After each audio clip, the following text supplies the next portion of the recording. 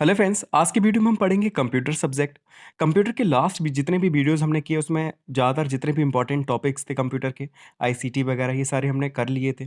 ठीक है, इंटरनेट के बारे में पढ़ लिया था, तो ये सारी चीज़ें हमने पढ़ ली थी। अब कुछ टॉपिक जो आपके रह गए हैं वो इनमें कंप्लीट हो जाएंगे। ठीक है, कवर हो जाएंगे जितने भी इंपॉर्टेंट टॉपिक है। आज से जितने भी इंपॉर्टेंट क्वेश्चन जो डीएलएड में आ चुके हैं पेपर में, हम उन्हें सॉल्व करेंगे। ठीक है, तो जो एक दो टॉपिक आपके रह गए हैं वो भी इसी में कवर हो जाएंगे, तो टेंशन मत लेना, अच्छे से तैयारी करते रहिए। और आप लोगों का रिज़ल्ट भी आ गया, काफ़ी अच्छा रिज़ल्ट आया है आप लोगों का। ठीक है, काफ़ी लोगों ने मार्क्स बताए भी हैं, इंस्टाग्राम पे भी बताए हैं, कमेंट बॉक्स में भी काफ़ी लोगों ने बताया।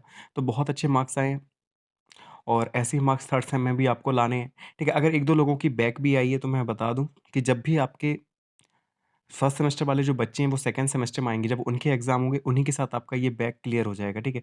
उन्हीं के साथ आपको भी पेपर देना पड़ेगा इसका, जिसमें भी बैक लगी है। तो अभी उस पे फ़ोकस मत करना, अभी थर्ड सेम पे फ़ोकस करना।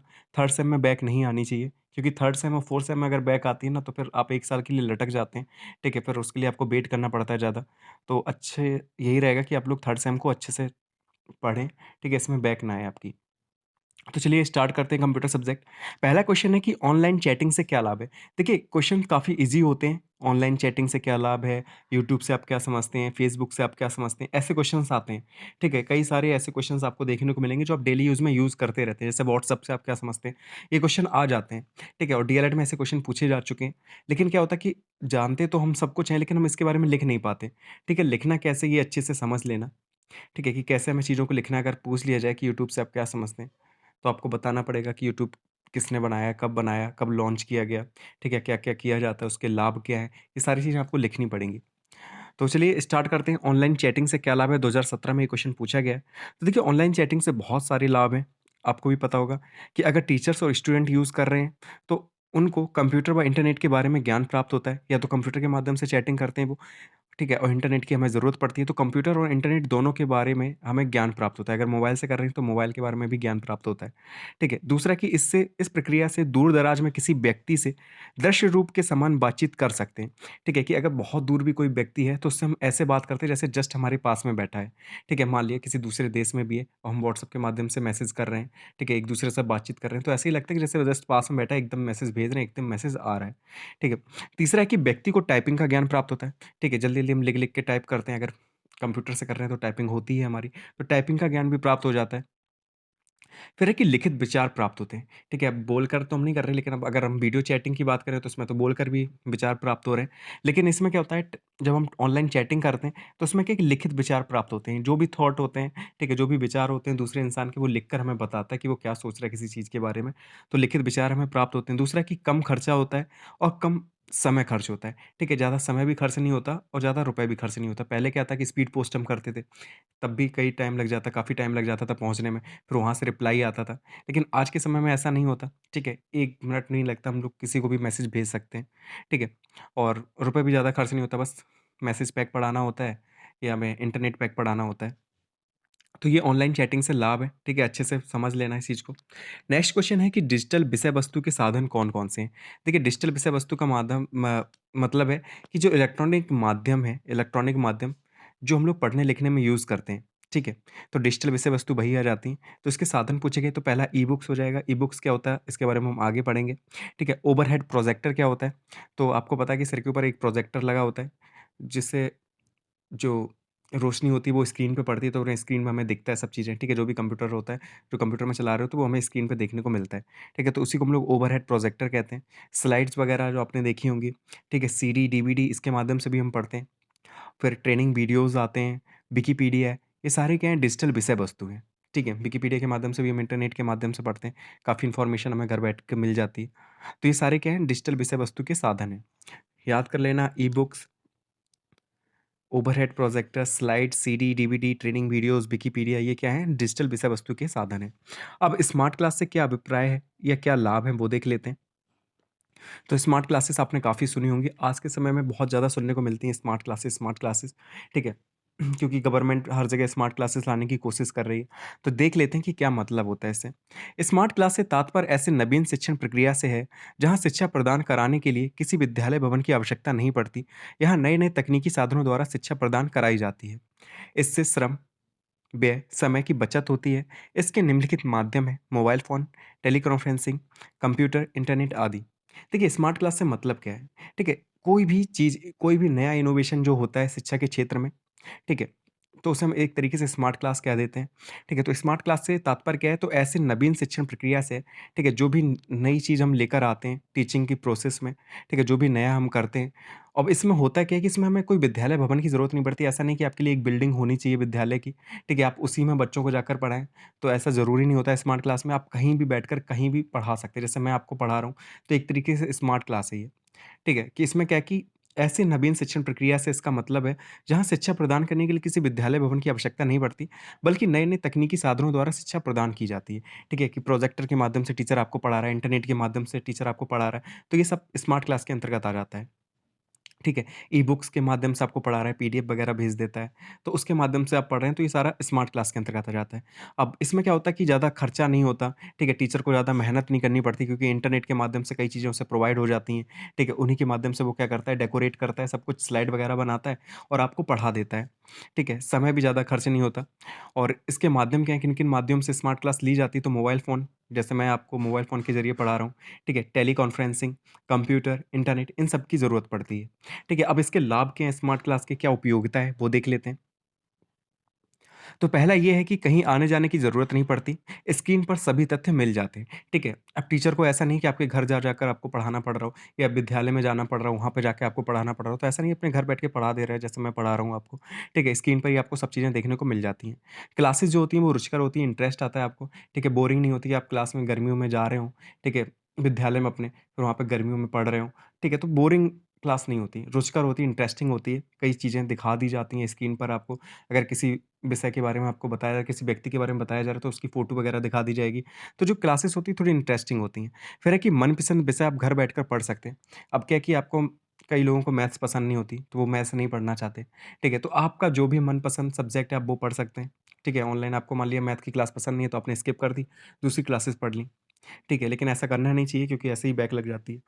फिर है कि इसका व्यावहारिक महत्व भी है, गोपनीय समस्याओं जैसे यौन रोग, गर्भ-निरोध आदि का ज्ञान भी हम प्राप्त कर सकते हैं। कई सारी ऐसी चीज़ें होती हैं, जो हम किसी के बारे में बता नहीं सकते या किसी से पूछ नहीं सकते, ठीक है? शर्म आती है, लेकिन हम क्या है इंटरनेट के माध्यम से उन चीज़ों के बारे में भी पता कर सकते हैं, ठीक है? तो ये भी फ़ायदा है स्मार्ट क्लासेस का। फिर है कि शारीरिक विकलांग छात्रों के लिए बहुत उपयोगी है। जो विकलांग छात्र होते हैं, कहीं आ-जा नहीं सकते, उन्हें बहुत तकलीफ़ होती है, ठीक है? तो उनके लिए तो ये सबसे ज़्यादा है, वरदान है एक तरीके से कि वो घर बैठकर चीज़ों को जान सकते हैं, समझ सकते हैं, ठीक है? तो ये सारी उपयोगिताएँ, ये सारे लाभ हैं स्मार्ट क्लासेस के। क्वेश्चन आता है 1 नंबर में तो आप लिख सकते हैं, ठीक है? सिंपल सा है। फिर नेक्स्ट क्वेश्चन है कि एजुसेट किस प्रकार का कार्यक्रम है? 2017-18 में ये क्वेश्चन पूछा गया है इसलिए इम्पोर्टेंट है। ठीक है, एजुसेट के बारे में काफ़ी बार आ भी चुका है। तो एजुसेट होता क्या है? किसे कहते हैं एजुसेट? तो देख लेते हैं। एजुसेट एक शैक्षणिक उपग्रह है। इसे भारतीय अंतरिक्ष संस्थान यानी कि इसरो द्वारा सितंबर 2004 में एक कृत्रिम उपग्रह के रूप में स्थापित किया गया था। इसे शिक्षण सेवा प्रदान करने के उद्देश्य से छोड़ा गया था। इसे भारत में दूरस्थ शिक्षा प्रणाली को प्रभावशाली ढंग से चलाने में सफलता मिली। इसका दूसरा नाम जीसैट 3 भी है। एजुकेशन से जोड़ने के लिए इसका नाम एजुसेट रखा गया। एजुसेट का पूरा नाम एजुकेशनल सैटेलाइट है। इसे पाठशाला स्तर से उच्च शिक्षा तक सुदूर शिक्षा के लिए बनाया गया है। देखिए एजुसेट क्या है, एक शैक्षणिक उपग्रह है। शैक्षणिक उपग्रह से मतलब है ऐसा उपग्रह जो शिक्षा के उद्देश्य से स्थापित किया गया हो।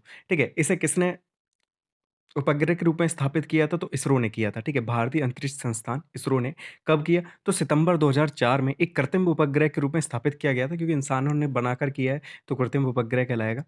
इसे शिक्षण सेवा प्रदान करने के उद्देश्य से इसे स्थापित किया गया था, ठीक है? ताकि ये थोड़ी-सी हेल्प कर सके बच्चों की, टीचर्स की, ठीक है? टीचर्स के लिए क्या है कि ट्रेनिंग प्रोग्राम आप चला सकते थे उसमें, ठीक है? टीचर को दूरदर्शन के माध्यम से कुछ न कुछ ऐसे प्रोग्राम बता सकते हैं जिससे वो और अच्छे से पढ़ा सके बच्चों को, ठीक है? तो एक कृत्रिम उपग्रह था जो शिक्षण सेवा प्रदान करने के उद्देश्य से छोड़ा गया था।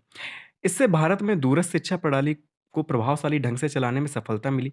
दूरस्थ शिक्षा तो समझ ही रहे हैं आप कि घर बैठकर जो आपको शिक्षा ग्रहण कर सकते हैं, ठीक है? आपको कहीं जाने की ज़रूरत नहीं पड़ती, तो वो दूरस्थ शिक्षा कहलाती है। तो उसमें क्या है कि दूरदर्शन के माध्यम से आपको कई सारे ऐसे प्रोग्राम चलाए गए, जो आपको शिक्षा देते थे, ठीक है? जैसे आर्ट एंड क्राफ्ट करके एक प्रोग्राम आता था, तो आर्ट से संबंधित उसमें कई सारे चीज़ें सिखाई जाती थी बच्चों को।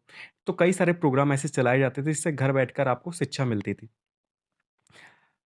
इसका दूसरा नाम जीसैट 3 भी है, ठीक है? अगर एजुसेट लिखकर ना आए क्वेश्चंस में, तो जीसैट 3 भी लिखकर आ सकता है, कि जीसैट 3 से आप क्या समझते हैं?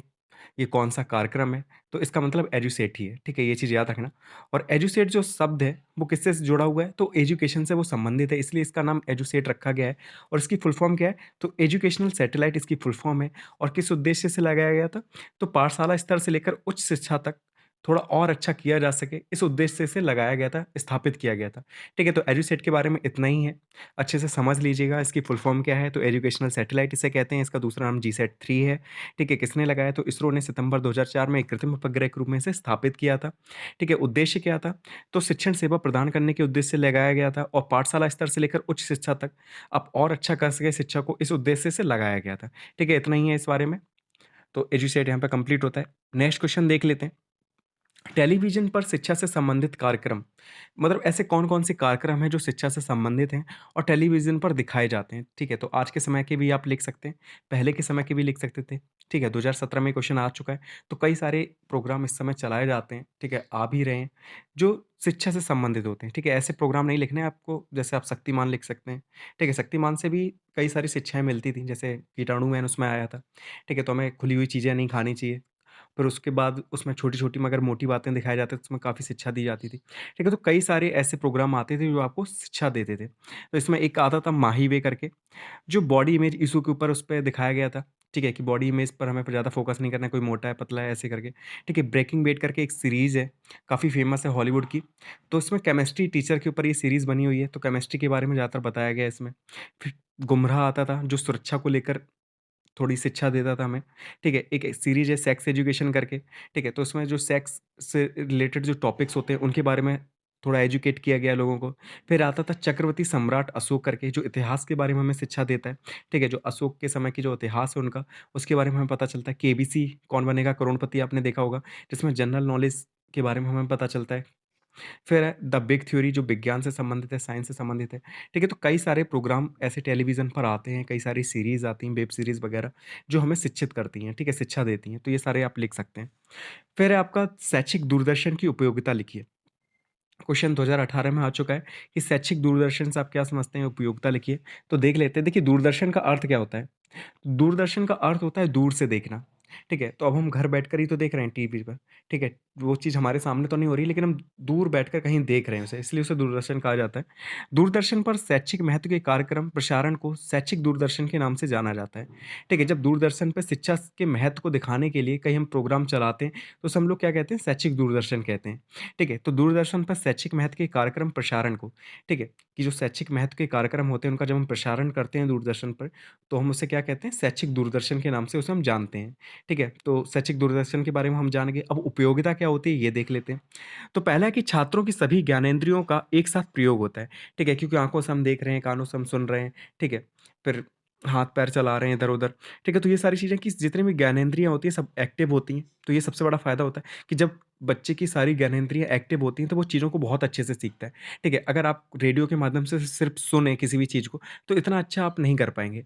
या सिर्फ़ आप देख लें किसी भी चीज़ को, तो भी इतना अच्छा नहीं कर सकते अगर आप सुन नहीं रहे हैं उस चीज़ को। लेकिन आप देख भी रहे हैं, सुन भी रहे हैं, तब आप बहुत अच्छे से उस चीज़ को क्लियर समझ लेंगे, ठीक है? तो यही होता है कि छात्रों की सभी ज्ञानेंद्रियाँ एक साथ एक्टिव रहती हैं शैक्षिक दूरदर्शन में।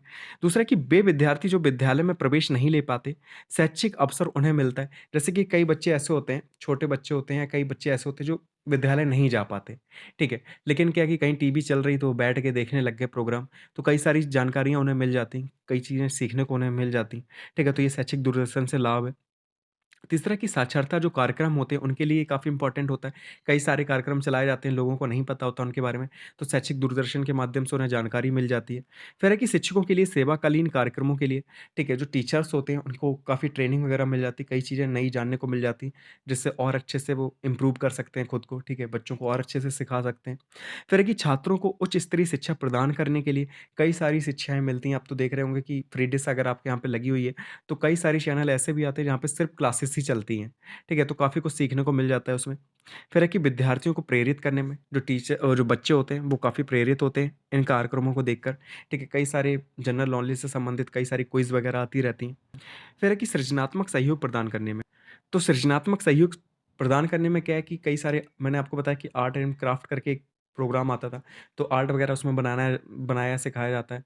कई सारे आप देख रहे होंगे इंस्टाग्राम पे कई सारी रील्स वगैरह ऐसी देखने को मिल जाती हैं, जिसमें आपको काफ़ी कुछ सीखने को मिलता है कि कैसे ईज़ी वे में आप किसी भी चित्र को बना सकते हैं।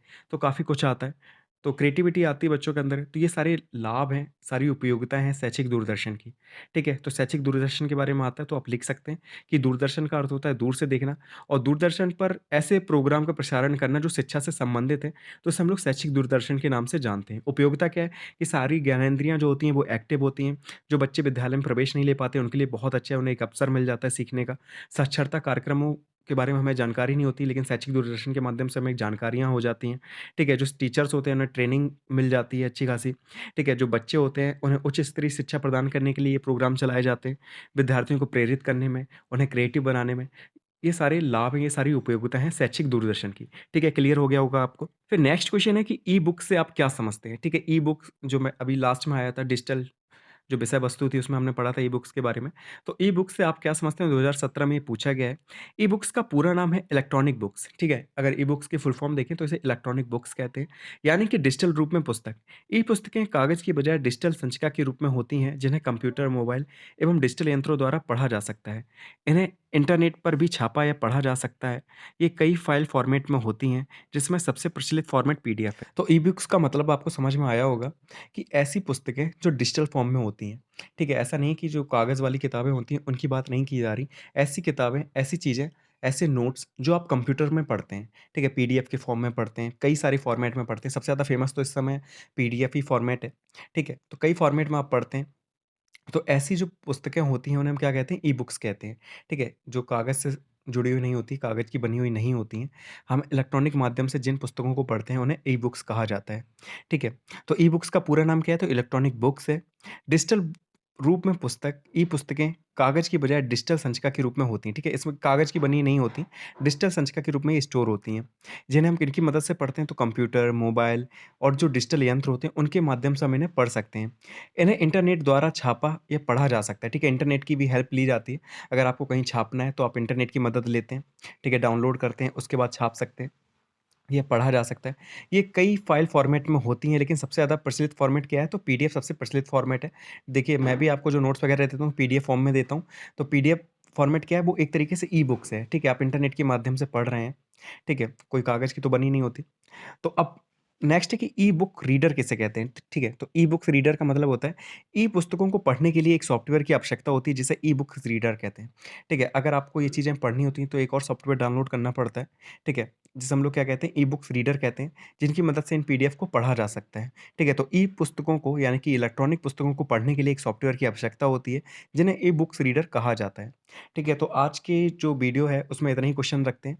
नेक्स्ट वीडियो में जो आए हुए क्वेश्चंस और हैं, उनके बारे में हम बात करेंगे और जो इम्पोर्टेंट टॉपिक आपके रह गए होंगे, उन सभी को हम कंप्लीट कर लेंगे। ठीक है, तो फिर मिलते हैं नेक्स्ट वीडियो में। Thank you so much for watching this video.